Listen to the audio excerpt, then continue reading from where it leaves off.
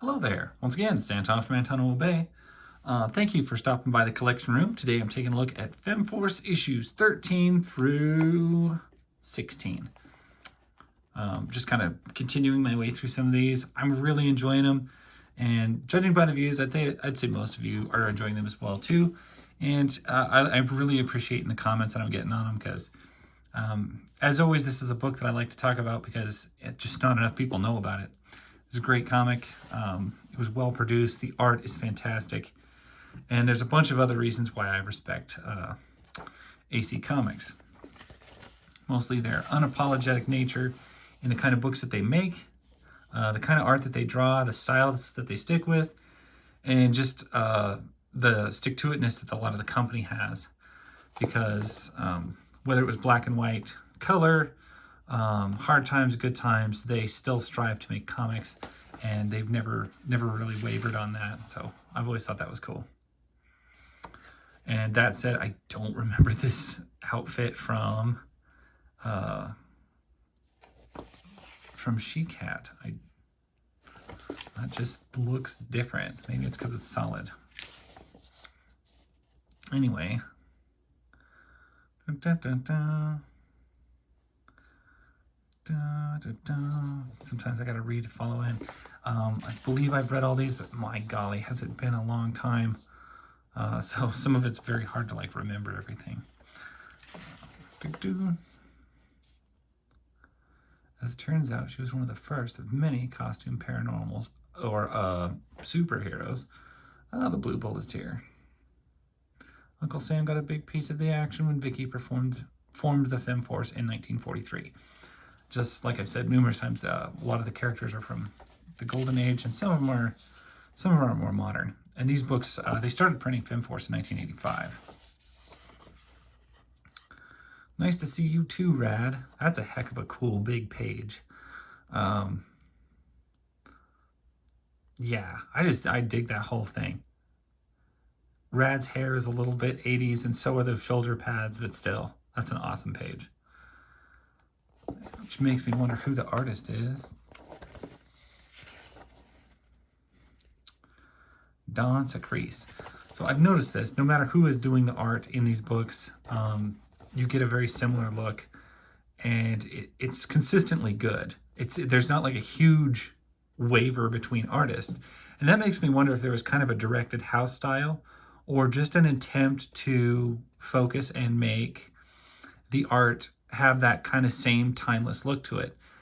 It never at one point looks like an Image book or a Malibu book or a Marvel book. It always looks like an American, an AC Comics book. So I appreciate that. So I don't know if they had an official policy on house style, but everything tends to look fairly similar to this. They did not skimp on the builds, whatever. Yeah, I have noticed that no matter who's drawn it, it does seem to kind of look the same. Well, that's bad when that happens. We got vintage character designs, still running in the 80s, and I've always appreciated that. The Black Commando has a lot of catching up to do.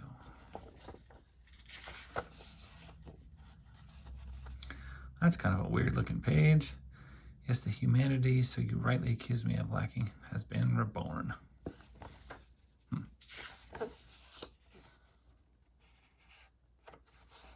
do have some of these Night Vales, and I have quite a few issues of Jungle Girls. Very difficult books to get a hold of these days. This is actually one of my favorite Femforce covers. Not my absolute favorite, but it's up there though. So People in Glass Tubes was such a staple of like 40s, 50s, 60s sci-fi. So to see them like honor that and keep people in glass tubes, just perfect. Tremendous idea. Great ads in the front there too. I like that.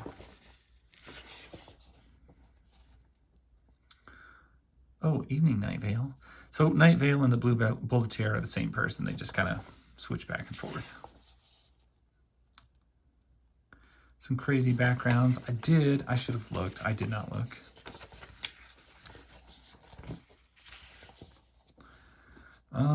Pencils by Darren Goodhart. So, different artist, but you'll notice from the last issue, the art is not so different. I mean, it is uniformly good girl art, no matter who's drawing it. They don't, I mean, you're not going to see Barry Windsor Smith couldn't draw this book because there's no way he could turn his style to this kind of World War II nose bomber art style. Just, you don't see it happening. And I just think it's cool that no matter who's drawing these books, seems to keep the form. And it's great.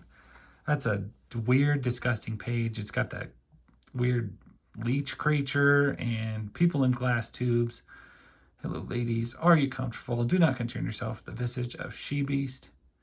She of bast. That's kind of disgusting. But you're in a tube, so you're safe.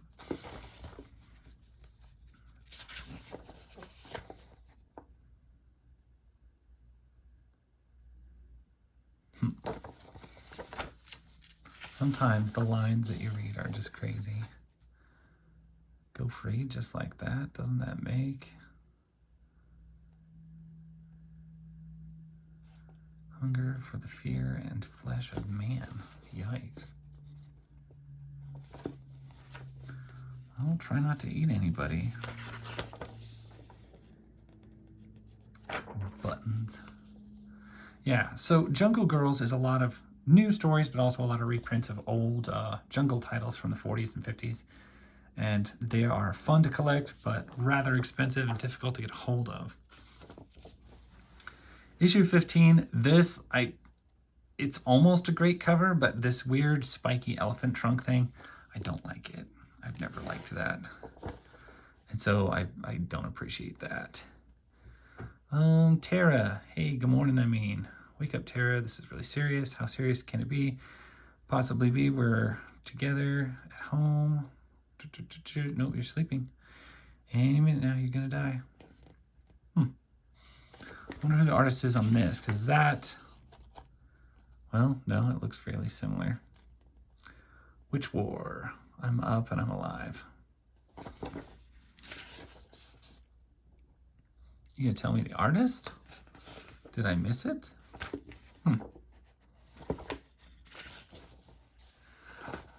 Oof. I hate it when they fall down like that. Looks like that guy was killed by bugs.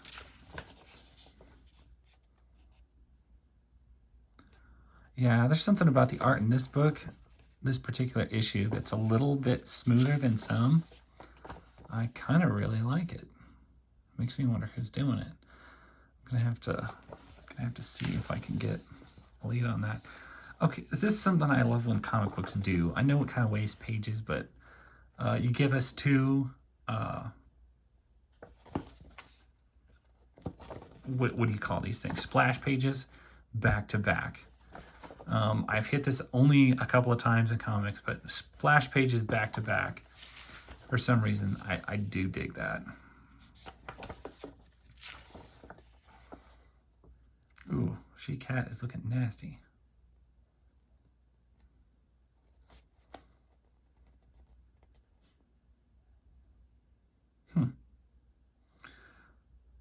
That's weird. I don't think I've ever seen She-Cat take weird animal form yet, so.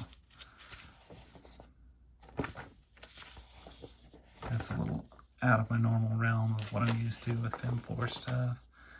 That is some amazing pencils for Capricorn Chronicles. So I just found out about Capricorn Chronicles recently, and it's a book I want to explore, but I just haven't found it yet, so I'm gonna have to look for that. We're gonna stick those back up there. Barefoot and Malevolent. This is kind of a photo cover, which I've always thought was a little bit weird. This is not one of my favorite covers of Femforce. The more I look at it, the less bad it is. I guess it's mostly just because it's all yellow and red, and that's kind of crazy. But it is photorealistic, I think. I don't think this is just a sketch. I think this is a woman, and then they've kind of sketched over top of it. I think. I'm not positive. Some of that looks very real, so I don't know. Ooh, and we have gone to black and white. So this is something that was mentioned to me is, oh, hi, Mark. Is that this is Darren Goodhart again on pencils, and then we're going Vancata on inks. Is that they couldn't always be color, and when the company couldn't afford color, they'd go to black and white. They would do whatever they could to keep publishing under any circumstances. And so some issues of the book, they are color, some are black and white. Some of them, the paper is glossy, some of them is less. They just did everything they could. Some of them, they even released like miniature. I remember one issue was mini. It was like half the size of a normal comic. And then there's a lot of them in the 150s, 160s that the books are not quite full-size comic size. They're just a little bit smaller. There's other times in the like mid 160s where the book is like 4 times the thickness of normal. It'll have like 4 comics in one. There are times where the cover price was $9.95 for some of those thick issues in the early 2000s. But just whatever they could do to make it work, that's what they did. And I respect that from the company.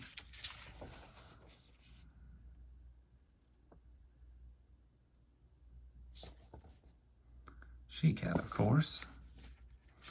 So if I remember right, from this point on, black and white, I want to say there's quite a few issues next that are black and white. And that is a center staple picture. Huh. Miss Victory, it looks like Lady Luger, but I'm not positive. Golden Age Greats. Miss Victory and other Miss Victory. And this is an old original Miss Victory.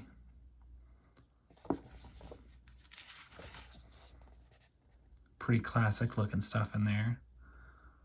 You know, World War II, Good Girl Arts, Flying Aces, Americana, Big Planes, all of it.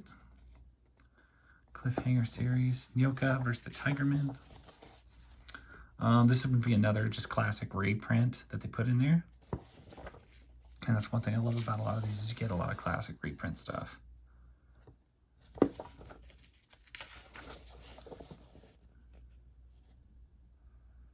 Some of that stuff's crazy looking.